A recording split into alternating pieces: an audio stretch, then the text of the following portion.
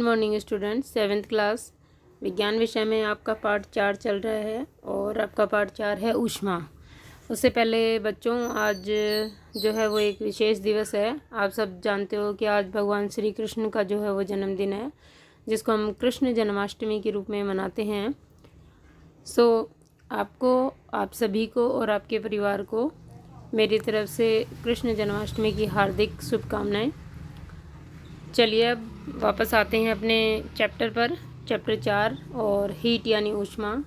Chapter 4 में मैंने आपको कल के वीडियो में बताया था कि किस तरह से ऊष्मा किसको कहते हैं। कोई भी वस्तु जो ठंडी है या गर्म है वो किस तरह से पता चलती है, वो पता चलती है वस्तु का ताप ज्ञात करने से। वैसे ही बूजो ने एक प्रयोग किया था 3 बीकर लेकर के, कि उसके अंदर एक के अंदर तो गर्म पानी भरा था, एक में ठंडा था और एक में दोनों का मिक्स था। तो वही पानी बीकर सी का जो है वो एक हाथ को ठंडा लग रहा था जो गर्म पानी से आया था, और दूसरे हाथ को गर्म लग रहा था जो ठंडे पानी से आया था। इस प्रकार हम लोग जो है वो हमारी सेंस या स्पर्श करके पूरी तरह से ज्ञात नहीं कर पाते हैं कि कौन सी वस्तु गर्म है या कौन सी ठंडी है। तो फिर क्या करें? तो फिर मैंने आपको बताया था एक युक्ति के बारे में, एक उपकरण के बारे में जिसको थर्मामीटर कहते हैं, और उससे तापमान को नापा जा सकता है। किसी भी वस्तु के तापमान को नापा जा सकता है और पता लगाया जा सकता है कि कौन सी वस्तु किससे ज़्यादा गर्म है और कौन सी वस्तु किससे ठंडी है। अब थर्मामीटर से ताप मापना। कल मैंने थर्मामीटर आपको जो है वो क्लिनिकल थर्मामीटर की बनावट बताई थी कि किस तरह से वो कांच की लंबी नली होती है, उसमें पारा भरा होता है, एक सिरे पर बल्ब होता है उसके, और स्केल होती है। ठीक है, स्केल भी डिग्री सेल्सियस में होती है। दूसरी स्केल जो फ़ारेनहाइट में होती है, जो प्राचीन समय में उपयोग में ली जाती थी। तो अब हम देखेंगे थर्मामीटर से ताप मापना। आइए ये सीखें कि थर्मामीटर को कैसे पढ़ा जाता है ना।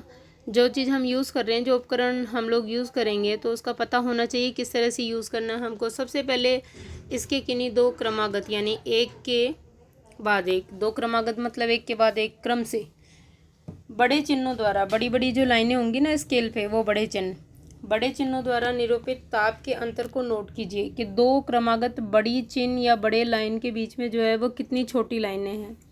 इन दोनों चिन्हों के बीच भागों की संख्या यानी छोटे चिन्हों द्वारा दर्शाए गए को नोट कीजिए। मान लीजिए, चलिए पैमाना मानते हैं, मान लीजिए कि 2 बड़े चिन्हों के बीच में 1 डिग्री का अंतर है। कितनी डिग्री का अंतर है? 2 बड़े चिन्हों के बीच में 1 डिग्री, यानी 1-1 डिग्री के अंतर पर बड़े चिन्ह जो है वो अंकित किए गए हैं। तथा इन चिन्हों के बीच 5 भाग हैं, यानी 2 बड़े चिन्हों के बीच में छोटे भाग कितने हैं? 5। तब एक छोटे भाग का मान कितना होगा बेटा? तब एक छोटे भाग का मान होगा 1/5। ठीक है, डिग्री सेल्सियस। अर्थात एक छोटे भाग का मतलब कितना हो गया? अगर 5 का भाग 1 में लगाएंगे तो 0.2 डिग्री सेल्सियस होगा।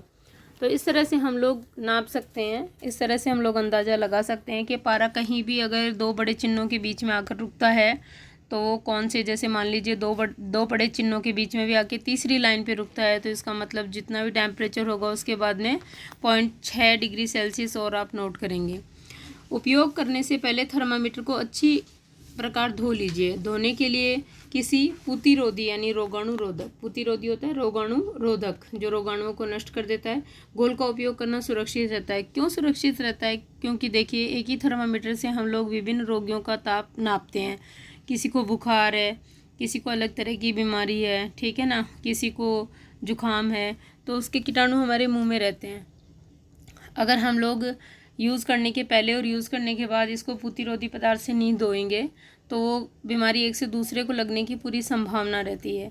इसीलिए इसे पहले रोगाणु मुक्त किया जाता है। अब इसे अपने हाथ में कसकर पकड़िए और कुछ झटके दीजिए। झटके देने से पारे का तल नीचे आ जाता है। जैसे किसी का टेम्परेचर नापा है, पारा जहाँ तक चढ़ गया वहाँ रुक जाएगा। तो यूज़ करने से पहले इसको धोएंगे, धो करके 2-4 बार हाथ से झटकेंगे। झटकने से पारा जो है वो नीचे आ जाएगा। सुनिश्चित कीजिए कि यह 35 डिग्री सेल्सियस से नीचे आ गया है। कहाँ तक आ गया? ये 35 डिग्री से नीचे आ गया। अब थर्मामीटर के बल्ब को अपनी जीभ के नीचे रखिए। जीभ के नीचे लगाता है ना डॉक्टर, या तो जीभ के नीचे लगाता है या फिर आपके हाथ के बगल में दबाता है। अब थर्मामीटर के बल्ब को अपनी जीभ के नीचे रखिए। 1 मिनट के पश्चात थर्मामीटर को बाहर निकालिए और इसका पाठ्यांक नोट कीजिए स्केल पे कि पारा कहाँ तक पहुँचा है। यह आपके शरीर का ताप है। जहाँ भी पारा रुक जाएगा स्केल पे उस पाठ्यांक को देखिए और वो आपके शरीर का टेम्परेचर है। ताप को सदैव इसके मात्रक डिग्री सेल्सियस के साथ व्यक्त करना चाहिए। आपने अपने शरीर का ताप कितना नोट किया? मानव शरीर का तापमान सामान्य ताप जो है वो 37 डिग्री सेल्सियस है। ये प्रश्न बनता है आपके यहाँ से, बड़े बड़े कॉम्पिटिशन्स में ये प्रश्न पूछा जाता है कि मनुष्य या ह्यूमन बॉडी का जो तापमान है वो कितना, यानी एक स्वस्थ मनुष्य जो है उसका बॉडी का टेम्परेचर कितना होता है? अधिकतम 37 डिग्री सेल्सियस होता है। ध्यान दीजिए कि आपको इसके मात्रक के साथ ही व्यक्त करना है ये तापमान, यानी 37 डिग्री सेल्सियस लगा ना, सी लगा है, व्यक्त किया गया है, इसके मात्रक के साथ व्यक्त किया गया है। पहेली ने अपने शरीर का ताप मापा, वह चिंतित हो गई क्योंकि यह ठीक 37 डिग्री सेल्सियस नहीं था। पहेली कौन है? पहेली आपकी क्लासमेट है। पहेली और बूझो दो आपके क्लासमेट्स हैं जो काफ़ी रोचक बातें आपसे करते हैं और आपको बताते हैं, बहुत सारे प्रश्न भी करते हैं। हमें उनके प्रश्नों का हल ढूंढना चाहिए। पहेली ने अपने बॉडी का टेम्परेचर नापा जो कि 37 डिग्री सेल्सियस नहीं था, तो वो चिंतित होगी। तो आइए पहेली को विश्वास दिलाएं कि उसके साथ कोई समस्या नहीं है अथवा वो बीमार नहीं है। टेम्परेचर कम या ज़्यादा हुआ है अगर थोड़ा, तो इसका मतलब वो बीमार नहीं है। क्रियाकलाप 4.3 करेंगे। डॉक्टरी थर्मामीटर की सहायता से अपने कुछ मित्रों, यानी कम से कम 10 मित्र होने चाहिए आपके, के शरीर का ताप मापिए। अपने प्रेक्षण जो भी, जैसे प्रत्येक व्यक्ति का ताप जो भी आया है उसको सारणी 4.2 में अंकित कीजिए। चलिए देखिए क्या है। डॉक्टरी थर्मामीटर उपयोग करने के लिए आवश्यक सावधानियाँ। क्या सावधानी रखनी चाहिए थर्मामीटर को उपयोग में लेते समय, और वो भी डॉक्टरी थर्मामीटर? अलग अलग प्रकार के थर्मामीटर होते हैं जिनके बारे में हम लोग पढ़ रहे हैं। प्रयोगशाला थर्मामीटर, डॉक्टरी थर्मामीटर जिसको क्लिनिकल थर्मामीटर कहते हैं अंग्रेजी में। तो हम लोग आज डॉक्टरी थर्मामीटर के बारे में पढ़ रहे हैं। तो क्या प्रिकॉशंस या क्या सावधानियाँ हमें बरतनी चाहिए इसको उपयोग करने से पहले? बच्चों, थर्मामीटर को उपयोग से पहले और उपयोग के पश्चात धोना चाहिए। धोने के लिए किसी प्रतिरोधी या एंटीसेप्टिक यानी रोगाणुरोधी घोल का उपयोग अच्छा रहता है। सुनिश्चित कीजिए कि उपयोग से पहले पारे का तापमान कितना हो, तल कितना हो, 35 डिग्री से नीचे हो। थर्मामीटर को पढ़ते समय पारे का तल दृष्टि रेखा की सीध में होना चाहिए, यानी जहां आप देख रहे हो वहां से आपको दिखाई देना चाहिए। चित्र 4.3 में देखिए आप। थर्मामीटर का सावधानीपूर्वक उपयोग कीजिए। किसी कठोर वस्तु से टकराने पर यह टूट सकता है क्योंकि ये कांच की बनी नलिका होती है। थर्मामीटर का उपयोग करते समय इसे बल्ब से नहीं पकड़ना चाहिए। डॉक्टरी थर्मामीटर को पढ़ने की सही विधि देखिए आप चित्र में, नर्स के द्वारा पढ़ा जा रहा है इसको।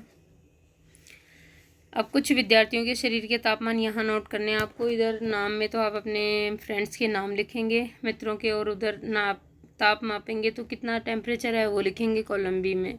क्या प्रत्येक विद्यार्थी के शरीर का तापमान 37 डिग्री है? 37 डिग्री सेल्सियस है क्या? नहीं, यह आवश्यक नहीं है कि प्रत्येक व्यक्ति का सामान्य तापमान 37 डिग्री सेल्सियस हो। यह कुछ अधिक अथवा कुछ कम भी हो सकता है। वास्तव में जिसे हम सामान्य ताप या नॉर्मल टेम्परेचर कहते हैं वह स्वस्थ व्यक्तियों के विशाल समूह के शरीर का औसत ताप है।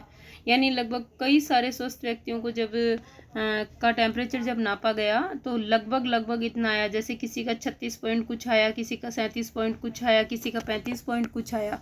इस क्राइटेरिया में आया तो सभी का जब औसत तापमान निकाला गया, क्योंकि सबका बराबर नहीं है था, तो वो औसत जो था वो 37 डिग्री सेल्सियस आया। इसीलिए ये माना जाता है कि स्वस्थ व्यक्ति के शरीर का टेम्परेचर जो है वो 37 डिग्री सेल्सियस होता है।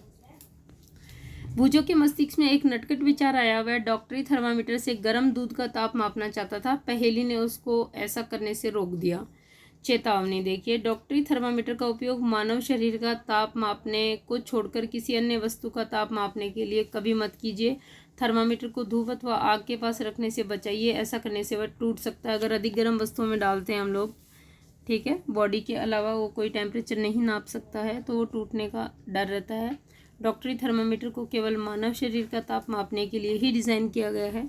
मानव शरीर का तापमान सामान्यतः 35 डिग्री सेल्सियस से कम तथा 42 डिग्री सेल्सियस से अधिक नहीं होता। यही कारण है कि इस थर्मामीटर में जो स्केल परिसर है वो कितने हैं बच्चों? 35 डिग्री सेल्सियस से 42 डिग्री सेल्सियस के बीच में, क्योंकि मैक्सिमम 42 डिग्री और मिनिमम 35 डिग्री, ठीक है ना, यही टेम्परेचर मानव शरीर का होता है। अब ये जो है आपका प्रयोगशाला तापमापी है, और प्रयोगशाला तापमापी पढ़ेंगे हम लोग। हम अन्य वस्तुओं के ताप जैसे के ताप कैसे मापते हैं। मान लीजिए हमने हमारी बॉडी का टेम्परेचर तो किससे माप लिया? किससे मापा हमने? हमारी बॉडी का टेम्परेचर हमने क्लिनिकल थर्मामीटर या डॉक्टरी थर्मामीटर से माप लिया, लेकिन जैसे बूजो कह रहा था कि गर्म दूध का टेम्परेचर नापना चाहता, तो अन्य कई वस्तुएं ऐसी है जिनका टेम्परेचर नापने की ज़रूरत पड़ती है हमें, इसके लिए अन्य तापमापी काम में लाते हैं। ऐसा ही एक तापमापी प्रयोगशाला तापमापी है। आपके अध्यापक इस तापमापी को आपको दिखाएंगे, इसे ध्यान से देखिए तथा इससे मापे जा सकने वाले अधिकतम तथा न्यूनतम तापमान को नोट कीजिए। प्रयोगशाला तापमापी का परिसर प्राय 10 डिग्री सेल्सियस से 110 डिग्री सेल्सियस तक होता है। चित्र 4.4 में देखेंगे आप। जैसे आपने डॉक्टरी थर्मामीटर में किया था, ठीक उसी प्रकार इस तापमापी के भी किसी सबसे छोटे भाग द्वारा दर्शाए जाने वाले ताप का मान ज्ञात कीजिए। तापमापी द्वारा दर्शाए गए ताप को ठीक ठीक पढ़ने के लिए आपको ताप के इस मान की आवश्यकता होती है। विभिन्न प्रयोजनों के लिए विभिन्न प्रकार के तापमापी उपयोग किए जाते हैं। मौसम की रिपोर्ट में दिए गए अधिकतम तथा न्यूनतम तापों की जानकारी देने के लिए अधिकतम न्यूनतम तापमापी का उपयोग किया जाता है। तो बच्चों ये जो है वो आपका एक और क्वेश्चन जीके का भी तैयार हो गया है कि मौसम का बोलते हैं ना, मौसम में बताते हैं समाचार में कि आज का अधिकतम दिन का तापमान ये रहेगा और न्यूनतम तापमान, तो कौन से तापमापी द्वारा नापा जाता है? वो अधिकतम एवं न्यूनतम तापमापी द्वारा नापा जाता है। तो आज हम लोगों ने तापमापी को किस तरह प्रयोग करते हैं, ठीक है, और डॉक्टरी तापमापी से क्या उपयोग है, कैसे हम लोग उसको उपयोग ले सकते हैं, शरीर का तापमान कैसे नोट करते हैं, उससे कैसे उसकी रीडिंग करते हैं। फिर उसके बाद प्रयोगशाला तापमापी है। तो प्रयोगशाला तापमापी का जनरल इंट्रोडक्शन मैंने आपको बताया, सामान्य परिचय। अभी इसकी बनावट और ये किस तरह उपयोग में लिया जाता है, इसको उपयोग में लेते समय क्या सावधानियां रखनी चाहिए, वो हम कल के वीडियो में देखेंगे बच्चों। Okay students.